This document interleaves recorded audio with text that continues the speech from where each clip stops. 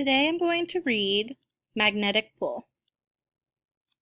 A magnet is an object that can pull things made of iron and steel.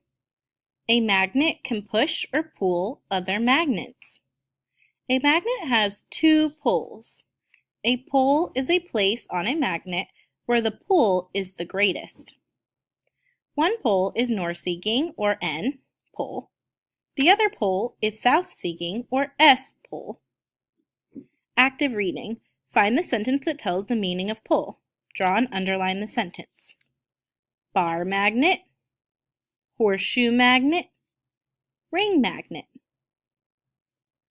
Like poles, or poles that are the same, repel each other. Repel means to push away from something. Draw two magnets to show another way they can repel. Opposite poles, or poles that are different, attract each other. Attract means to pull towards something. Attract attention. A steel paperclip is attracted to a magnet. A rubber band is not. Magnets attract some things but not others. Look at these boxes. Which things are attracted to a magnet? Which things are not? Attracted to a magnet. Not attracted to a magnet. Draw something else that a magnet attracts. Draw something else a magnet does not attract. Look at the way the magnet pulls the paperclips right through the hand. A magnet does not have to touch an object to move it. This is possible because of its magnetic field. This is the area around a magnet where the magnetic force is felt. Attract attention.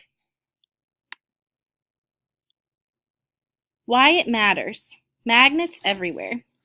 Magnets do much more than stick paper to the refrigerator. They help us in amazing ways. Look at the pictures to see some of the things magnet can do. Active reading. A detail is a fact about the main idea. Reread the captions. Draw one line under each of the three details about how magnets are used. Magnets in MRI machines help make pictures of the inside of our bodies. Huge magnets help sort items made of iron and steel before they are recycled. A maglev train uses a magnet to lift and move the train forward. One train has gone 361 miles per hour. That is all about magnets.